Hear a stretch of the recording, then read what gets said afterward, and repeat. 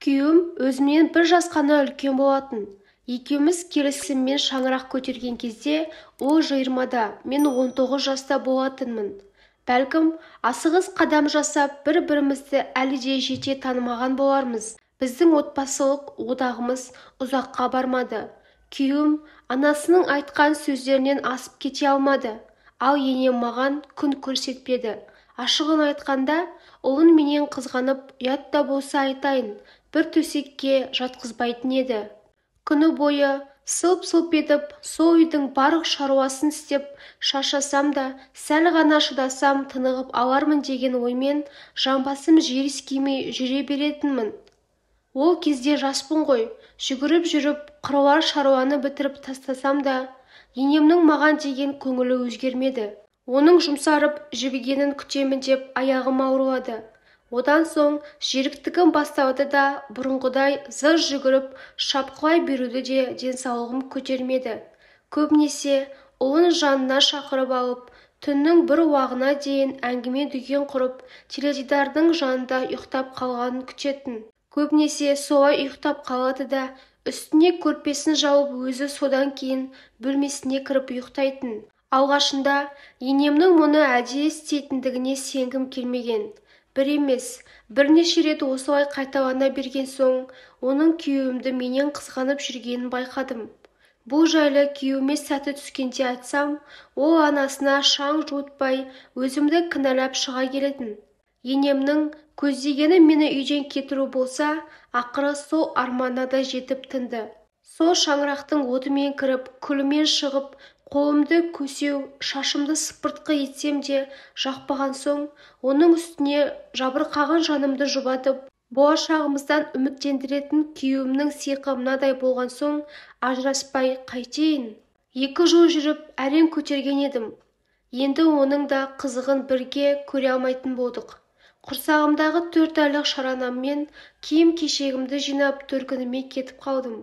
Ешкімге ештеңе айтқан жоқпын. Ондағы ойым да белгілі. Менің бұл үйден ренжіп кетіп қалғанымды білсе, тым болмаса күйеуім шын сүйгендігін дәлелдеп, іздеп келетін шығар деп үміттендім. Енем де өзінің қателігін түсінер деп ойладым. Біраз уақыт оңаша қалу, әрбіріміздің тереңінен ойлануымызға жол ашарына да сенімді едім. Алайда сенімім алдады. Күйеуім де, енем де мені іздеген де жоқ. Олар тым болмаса жоғалған малын іздеген құрылы болмады.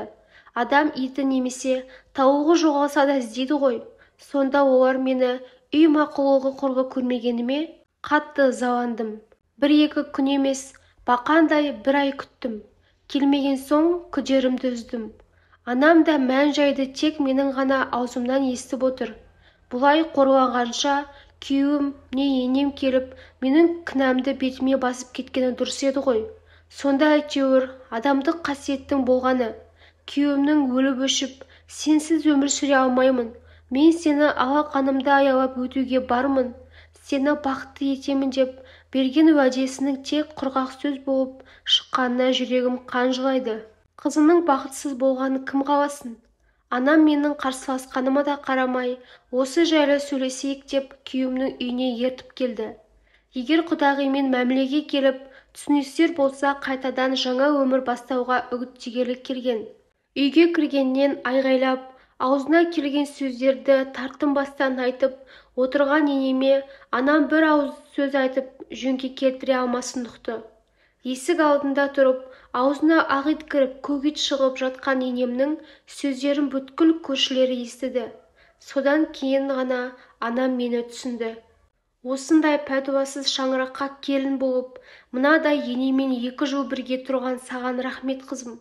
Мен сені түсінбеген екенмін. Сені бұлардың қолына тастап мен де тыныш отыра алмаспын деп, қалған заттарымды жинап алып кетуге оқшауланғанымызда оны да бермей қойды. Сондағы себебі, мен шашылып, төгіліп, той жасадым, несие алдым, сендердің әр қайсысыңа жағалы тон, алтын тақтым. Соның өтеуіне бұл дүниелерің жеткіліксіз. Жиһаздарыңды бере алмаймын. Қызыңды аман-есен алып кеткеніңе қуана бер деп, енем анамды қорқытпақ болды. Мен де енемнің айтқанына шыдап тұра алмадым. Ақыры болар іс болды ғой. Енді неден тартынамын дедім де, мен де осы үйде қорлықпен өткен 2 жыл өмірімнің өтеуін қайтаруын сұрадым. Анам қолымнан тартып, тыныш, сен үндеме деді де, кері бұрылып мені ертіп кетті. Бәледен машайық қашыпты дегендей, қызым, бұл адамдармен ары қарай байланыспай-ақ қояйық. Аман болғаныңа шүкір деп үйге ертіп келді. Келген соң әбден жылаған анама қарап, мен емес, ол қиналғандай жаным ашыды. Осы уақытқа дейін бар сырымды ішіме бүгіп, ештеңе айтпай келген маған аздап ренжіді. Егер осының барлығын ертерек білгенімде ғой, ол жерде 1 минут та қалдырмай үйге алып келетін едім ғой деп мұңын айтты. Сөйтіп, маған барынша қолдау көрсетіп, жараланған жанымды емдеуге кірісті. Әкем бұрын беделді қызмет істеген, қазір зейнеткер. Өзі зейнеткер болса да қол қусырып қарап отыру әдетіне жат қылық. Анда-мұнда шапқылап, көмек сұрағандарға жәрдем етіп жүреді. Соның да көмегі тиді бізге. Әкем тамыр таныстарын араға салып, жер телімін алды. Кішігірім болса да үй салды. Ол үйді өзге балаларының біріне емес, маған сыйлағанда жүрегім жарылардай қуандым. Өйткені ағам ғана үйленген. Ол қазірше әке-шешемнің қолында. Егер інім үйленіп жатса, оларға да бір баспана табылар деген оймен сол үйді маған сыйлады. Өйткені мен төркініме келгенде құрсағымда 4 айлық нәрестем осында жүргенімде аман-есен өмірге келді. Ол 6 айға толғанша әке-шешемнің үйінде жүрдім. Қызы мен келіннің алыстан сыйласқанын, баланың арасына түсіп, ренжісіп қалмауын ойластырған әкем соның бәрін алдын ала ойластырған екен. Отбасындағы жалғыз қыз болғандықтан болар, менің көзімнен бір тамшы жас көргісі келмейтін әкем барынша жағдайымды жасап бақты. Ұлымды балабақшаға орналастырып, өзім жұмысқа шыққан соң, өткен күндерімді біртіндеп ұмыта бастадым. Бір үйдің келіні Месе, Келсабы секілді өткен 2 жылымды ойласам, күйеуіме қалайша басымның байланып қалғанын ұға алмаймын. Оны көзсіз жақсы көргенім сонша, ешқандай кемшілігін көрмеген екенмін. Ал қазір оны қалай көрсоқыр болып жақсы көрсем, солай көргім келместей жек көремін. Тіпті өз баласынан безініп, еркектік сертінде тұра алмаған оны беліне көтере алмайтын шоқпарды байлағаны үшін жек көремін. Ол бәлкім тағы да үйленер. Егер келіншегі енемнен өткен сұрқия біреу болып шықпаса, тағы да бір гүлдің өмірі бекерге сола ма деп уайымдаймын. Олар тағы да мен шеккен азапты оған да көрсетпесіне кімге біл? Ол өзімен кетсін. Ал менің алдағы өмірім қандай болмақ? Бір баласы бар, күйеуден қайтқан деген атым бар. 2-ші рет тұрмысқа шығып, бағы жанып жатқан келіншектер де аз емес қой әрине. Бірақ сонда да аузы күйген үрлеп шер дегендей, 2-ші рет тұрмысқа шығуға да жүрексініп қалған сияқтымын. Дайын баспанаға тап болып, үйіме кіріп алғысы келетіндер көп. Олардың арам ниеттерін көздерінен ақ аңғарамын.